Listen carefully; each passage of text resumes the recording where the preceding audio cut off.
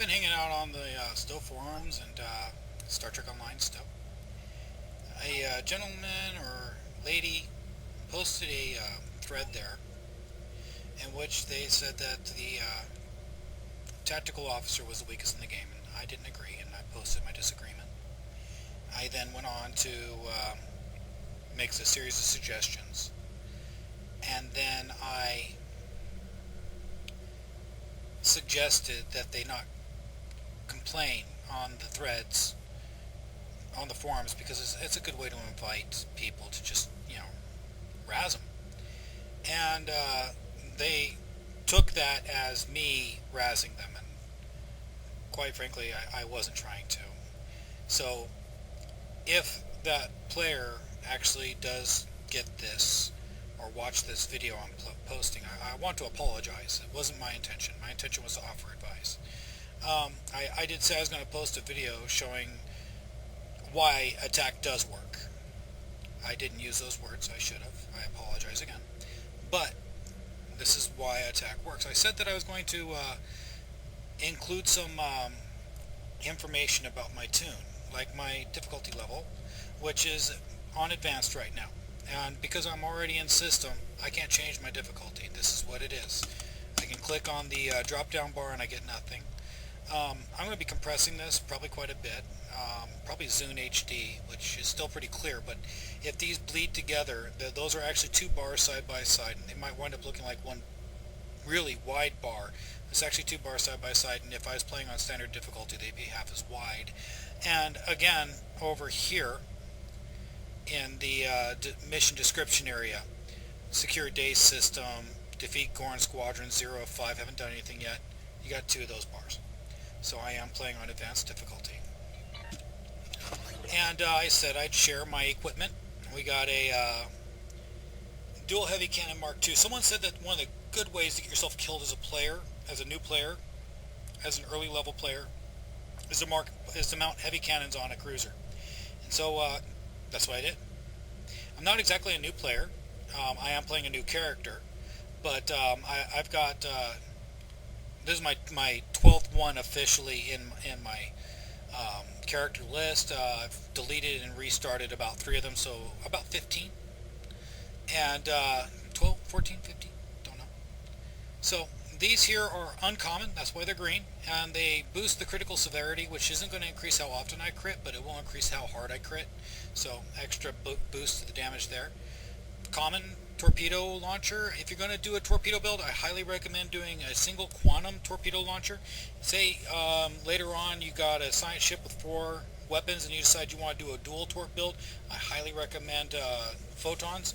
They have the best sustained DPS when you use them in groups of 2. So at least as far as I know, that rule hasn't changed since the game launched. Graviton deflector Mark II. I'm trying to enhance what BO skills I have. I did not pick the best BO skills. I picked the most generic ones.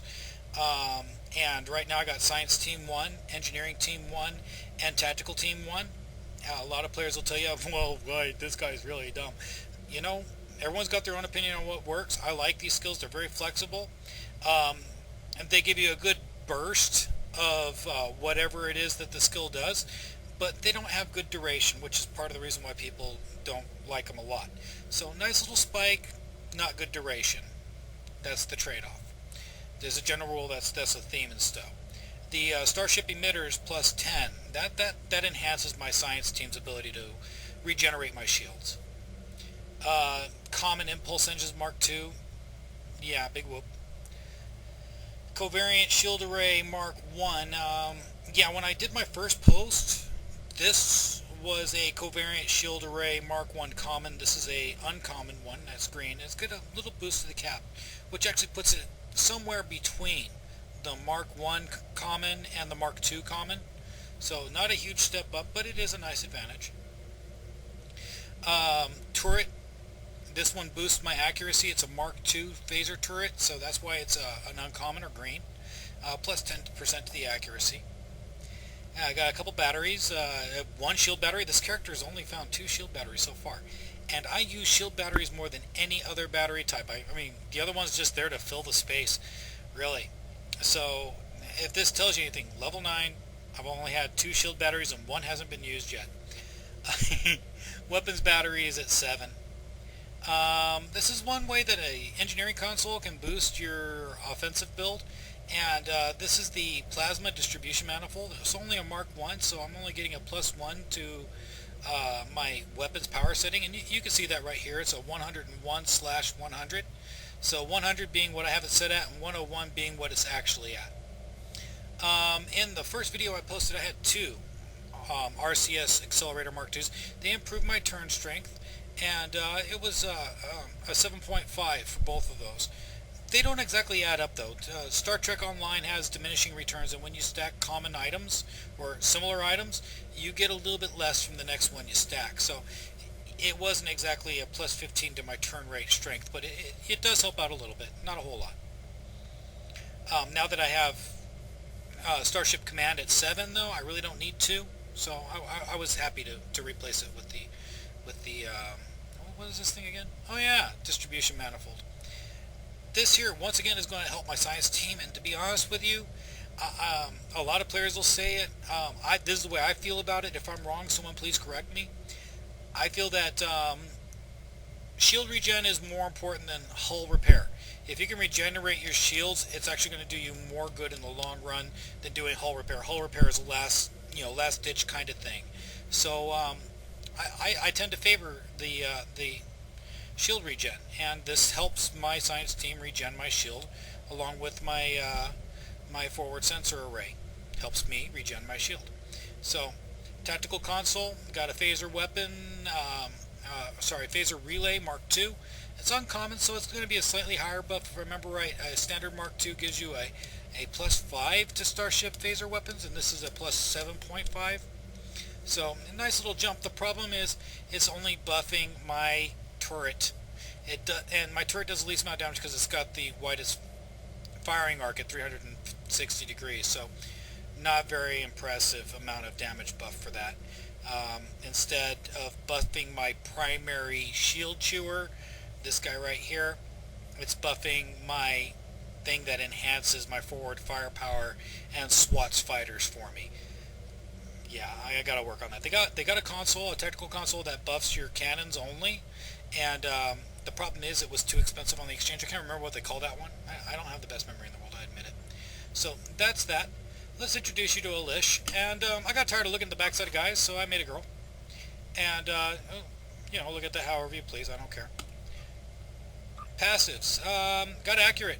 10% accuracy. It lets me open up fire about 1 kilometer sooner. Woo! Efficient Captain. This is going to help my subsystem power, and not by a whole lot, really. At this level right now, Tier 1, you're not going to get a whole lot of increase to your subsystem power. This will pay off later on, and when the character gets around, Captain and into the, it's the Admiral levels for the Federation side. I kept trying to say General for Klingon. I wonder why.